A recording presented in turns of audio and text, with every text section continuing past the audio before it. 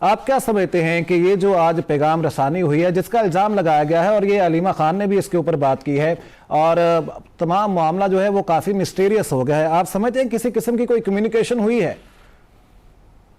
जी, मैं सबसे पहले तो शैब शहीन साहब से रिक्वेस्ट करना चाहता हूं कि शैब शहीन साहब को भी 10:30 बजे तक मेरा अपना जो मैंने मेरे सोर्सेज इनको पता नहीं था, और ये हाई कोर्ट में जा चुके थे कि जलसा क्यों नहीं होने दिया जा रहा, आपने हमें इजाज़त दी है।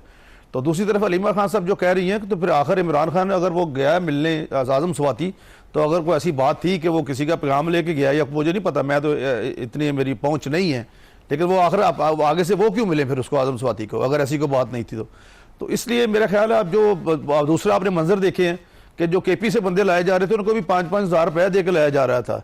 वो तो शुक्र है जो कितने बड़े वो अपना नोट निकाले और सारे 5-5 हज़ार के थे, जो उनको कहा था कि बाद में देंगे, लेकिन उन्होंने कहा जी चूंकि आप जलसा करने नहीं जा रहे, हमें पैसे दें, और इसलिए सीएम ने खुद पैसे बांटे वहाँ पे।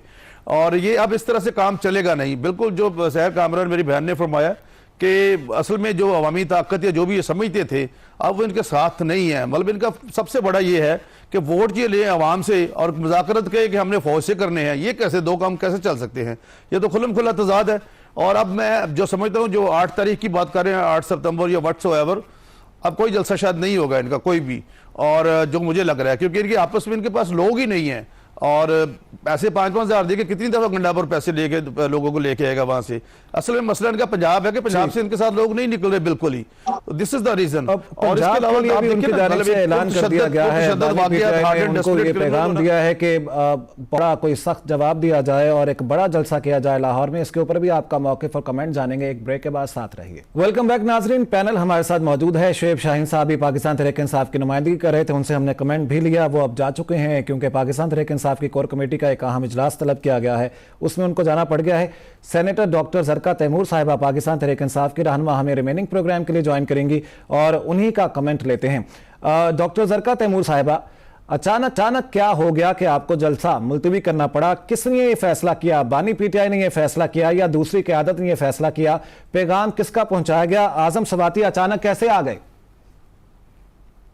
जी बहुत शुक्रिया, आपको आवाज आ रही है मेरी? बात ये है कि हमें तो वही खबरें मिली जो आपके चैनल्स के तवस्सुत से हमने देखा था। लोग कल ही तरनौल में जितनी रौनक लगी हुई थी, काफले सिंध तक से आ रहे थे और लंबी रैलीज आ रही थी, और फिर एकदम से ये आज सुबह जो हुआ 7 बजे, हमें तो उधर अडयाला जाने की इजाजत नहीं है, लेकिन आजम स्वाति साहब जो कि काफी दफा मतलब जेरे हिरासत भी रहे हैं, जेरे अताब भी बहुत अरसा रहे हैं, उनको और गौहर साहब ने जाके खान साहब ने कल पैगाम दिया है खास तौर पे अली जफर साहब को कि किसी हालत में ये जलसा मुलतवी नहीं करना, और इसके ऊपर आपने जाके इसको जाना है और सबने उसके ऊपर पार्टिसिपेशन करनी है। और आज ये किस तरह हुआ हमारी भी समझ से बाहर है।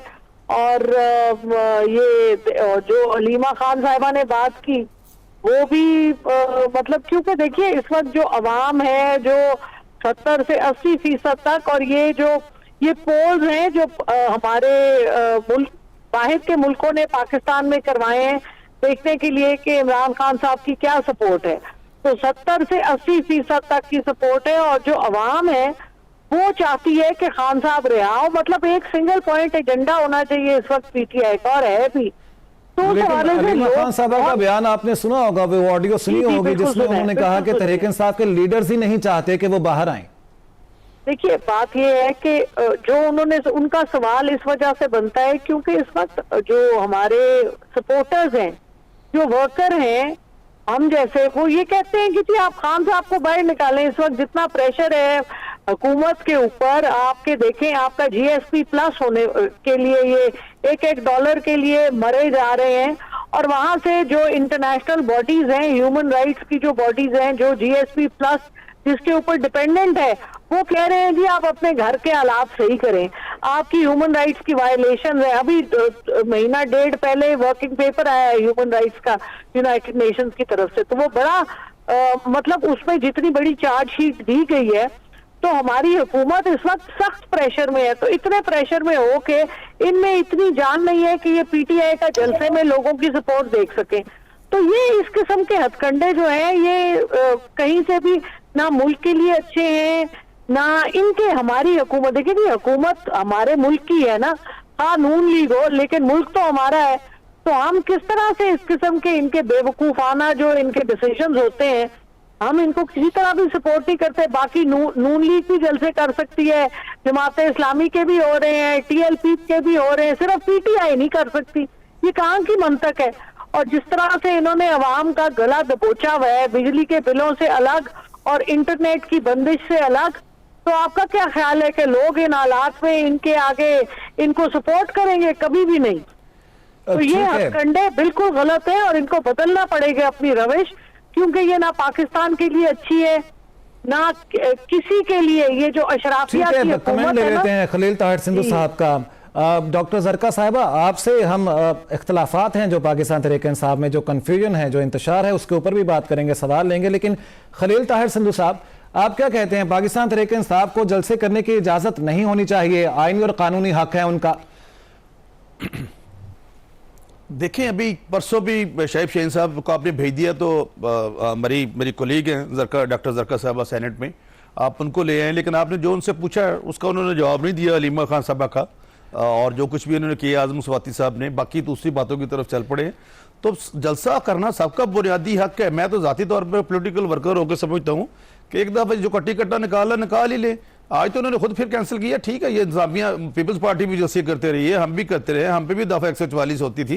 लेकिन जब आवाम का ठाठे मारदा समुंदर जो ये बार बार कहते हैं कि सर्वे आ रहे हैं, सर्वे कहाँ से आ रहे हैं? सर्वे आप मुझे, जो इन्होंने फर्म ज्वाइन की है सर्वे बनवाने के लिए, उसका नाम है डेविड फेल्टन, जो पाकिस्तान के एटमी प्रोग्राम और एक रायन है, पाकिस्तान के एटमी प्रोग्राम के खिलाफ बड़े अरसा दराज से मुहिम चला रहा है। आप PTI ने उसको ज्वाइन किया कि वो इनकी लॉबिंग करे, वो इनको सर्वे बनवा के दे हमें। और दूसरा, अभी GSP plus generalise preferential system की डॉक्टर साहब बात फरमा रही थी, वो यूरोपीय यूनियन के साथ है, सिर्फ किसी बाकी मुल्कों के साथ नहीं होता। और वो 2013 में मियां शहबाज शरीफ जो वज़ीर-ए-आज़म पाकिस्तान उस वक्त वज़ीर आला थे, बहुत ज्यादा हम सब ने मेहनत करके वो लिया था। और अब भी आप देखेंगे कि बहुत जल्द हम फ्री ट्रेड की तरफ जाएंगे। मियां साहब इतनी मेहनत कर रहे हैं और मरीम साहब इतनी मेहनत कर रही है, हमारी वज़ीर-ए-आला पंजाब के डेफिनेट। बाकी ये कहना बिजली का बिल बारूदी सुरों के किसने बचाई थी? शौकत तरीन ने तैमूर झगड़ा साहब को और मोहसिन लगारी को क्या फोन करके कहा था कि ये हमने डील नहीं करनी है, हमें डील तोड़ देनी है। और उसके बाद आपको पता है कि किस लेवल पर जाकर डील हुई। हमने सियासत को अपनी का नुकसान किया, लेकिन रियासत को दिवालिया होने से बचा लिया। तो इसलिए ऐसी बातें हम ना करें जिनका कल को मुदावा ना किया जा सके। हम ये किसने कहा था इंटरनेशनल जाकर कि जी मैं गांव में उधर जाके सबको, मैं MKM से नहीं मिलूंगा, मैं पाकिस्तान पीपल्स पार्टी से नहीं हाथ मिलाऊंगा, मैं मुस्लिम लीग नून से नहीं हाथ मिलाऊंगा। और अल्टीमेटली आप देखेंगे इनको सारा कुछ, फिर जब जिस दिन इनकी कन्फेशनल स्टेटमेंट आ गई कि मैंने, और इसकी अभी तो बहुत सारी चीजें हैं, अगर आपका उस तरफ को सवाल आया तो मैं जवाब दूंगा कि सियाको सबा के हवाले से। हाँ, एक बहन मेरी बात फरमाई है डॉक्टर साहब ने कि मुझे हमें क्यों जलसे की इजाजत नहीं। देखिए जी, जमात इस्लामी जमात इस्लामी का आज तक ये रिकॉर्ड नहीं है कि वो जाकर नुकसानात करे। इन्होंने तो यहाँ पे दरख्त तक जला दिए। उनका ट्रैक रिकॉर्ड ऐसा है कि जस्ट लाइक जैसे हार्ड एंड डेस्परेट क्रिमिनल्स का होता है।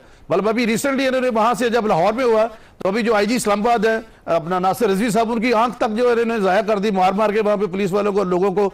और खुद ये दावत दे रहे हैं कि कोर कमांडर हाउस पे जाना है और फलान जगह पे जाना है। और खुद खान साहब ने कहा कि हमने को थाना सिविल लाइन के सामने तो एहतजाज नहीं करना, ज़ाहिर हमने GH के सामने एहतजाज करना है। ऐसे नहीं होगा। ये किसने इनको ये लाइन पढ़ाई, ये किसने पट्टी पढ़ाई?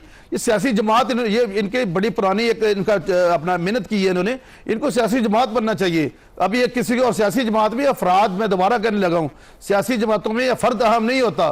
सियासी जमात में पाकिस्तान सबसे पहले है और उसके बाद अदारे सबसे अहम है। क्या ये चाहते हैं कि इनको ऐसा नौजवान चाहिए जिसको ये कहते हैं कि बैड तालिबान या गुड तालिबान, या ऐसा फौज का नौजवान चाहिए जो ना सिर्फ नौकरी की कसम खाता है बल्कि अपनी शहादत की भी कसम खाता है कि मैं शहीद हो जाऊंगा? तो इसलिए जिस तरीके से ये चल रहे हैं इस नगर पे, आप देखेंगे बहुत जल्द और बहुत सारी चीजें जो है वो अनवेल हो जाएंगी, बेनकाब हो जाएंगी।